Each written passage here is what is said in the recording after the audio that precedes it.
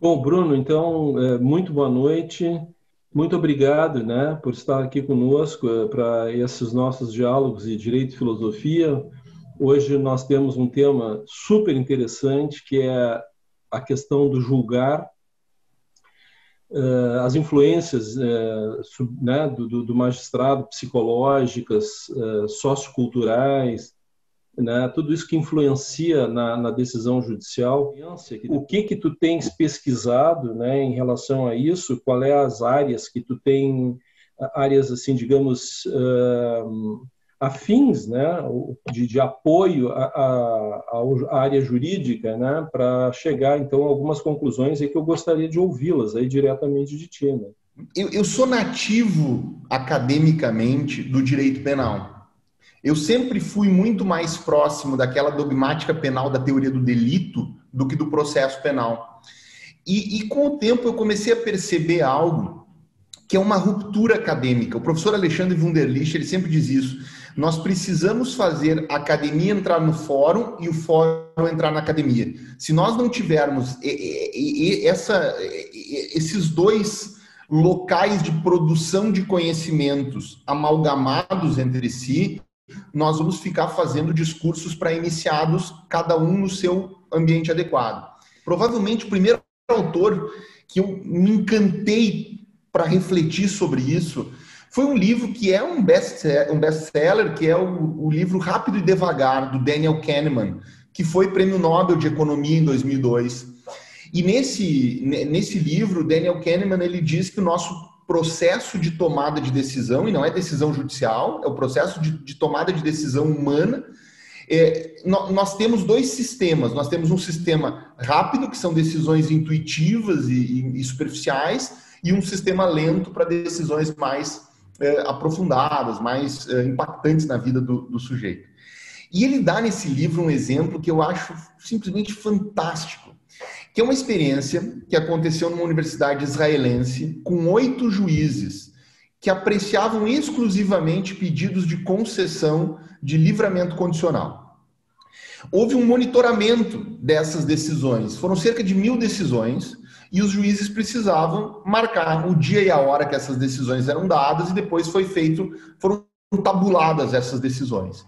E o que se percebeu é que no início da manhã, cerca de 66% das decisões eram concessivas de livramento condicional.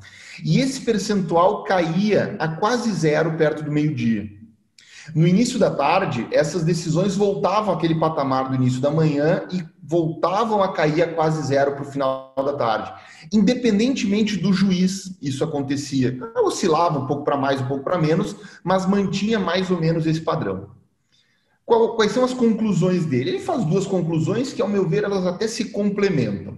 Numa delas, ele diz que isso está relacionado a um cansaço mental. A pessoa começa amanhã bastante alerta, bastante atenta a tudo, e começa a cansar, e começa a perder a paciência em ler com tanta atenção. A outra hipótese, isso estaria relacionado à glicose no sangue. Ele vem bem alimentado, ao longo da manhã vai havendo a queima dessa glicose, transformando em energia, e ele vai ficando fraco, o que se aproxima à primeira hipótese. E com isso ele conclui que a pessoa cansada, ela está menos disposta a mudar o status quo que é entregue a ela. Ou seja, se o sujeito veio preso, é mais fácil a ele, cansado, manter o sujeito preso do que construir uma argumentação para dizer que ele não precisa mais ficar preso e ele pode ser solto. Muito bem. Isso me encanta numa perspectiva, porque começa a ver que o ato de decidir é um ato um pouco mais complexo, mas me inquieta também, me perturba, porque eu fico pensando assim, e se eu fosse o último processo da manhã ou o primeiro processo da tarde?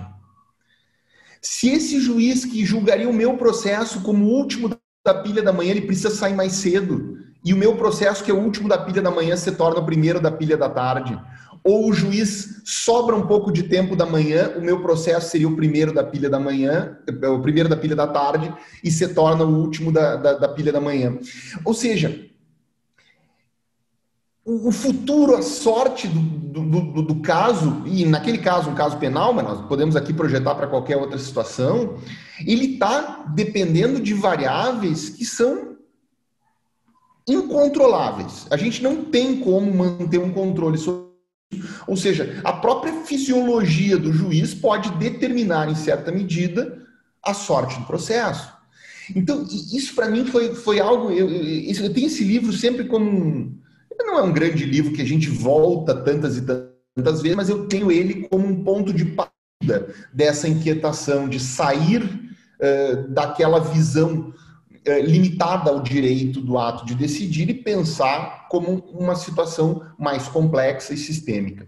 E a partir daí eu digo, bom, como é que eu vou compreender essas complexidades? A psicanálise talvez seja um bom ponto de partida para compreender isso, porque nós vamos ter também elementos, não só elementos aqui fisiológicos, mas nós vamos ter elementos inconscientes aqui. E aí eu me apego àquela talvez não é bem uma metáfora, mas uma construção do Freud, que são as feridas narcísicas da humanidade, né? O Freud diz assim, a humanidade ela padece de 3 grandes feridas narcísicas.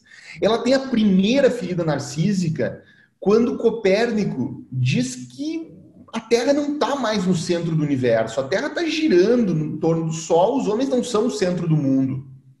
Bom, isso era um impacto bastante grande para aquela sociedade antropocêntrica, né? Uma segunda ferida narcísica vem com Darwin, quando Darwin diz que o homem é uma evolução dos primatas, uma evolução de várias espécies.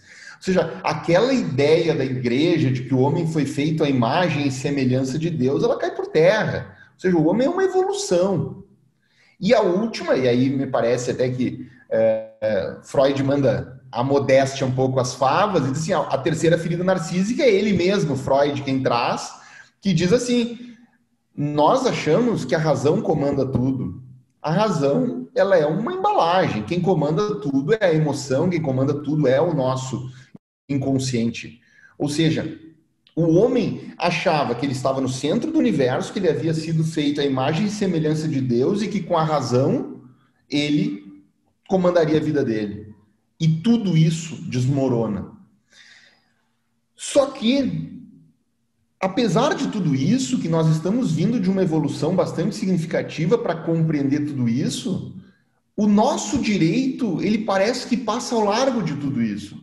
Ele não leva em consideração todas as evoluções da ciência, e em especial com relação à mente humana, e ele diz que não, que o juiz ele vai conseguir julgar com imparcialidade se ele não for amigo ou inimigo, se ele não for credor ou devedor, se ele não tiver algum interesse qualquer na causa, se ele não tiver sido já advogado, promotor ou delegado, ou testemunha no processo. Muito bem, eu tenho certeza que um juiz que foi advogado no processo, ele não tem condições de julgar. Mas me parece que essas causas que nós chamamos de impedimentos e suspeições, elas são causas muito mais que servem para dar uma legitimidade para a decisão judicial do que efetivamente para proteger a decisão judicial. Ou seja, é como eu dizer assim, fiquem tranquilos, esse juiz não vai julgar a causa porque ele é parente da parte. Ou seja, eu não estou considerando que até esse juiz pode ser imparcial. Eu estou fazendo com que não levantem suspeitas, não levantem dúvidas sobre a idoneidade dessa decisão. Agora, como é que nós efetivamente estamos trabalhando para garantir uma decisão concretamente imparcial? Por quê? Porque nós temos outros elementos. Nós temos inúmeros elementos. E eu acho que aí começa essa inquietação, começa essa investigação em cima da decisão.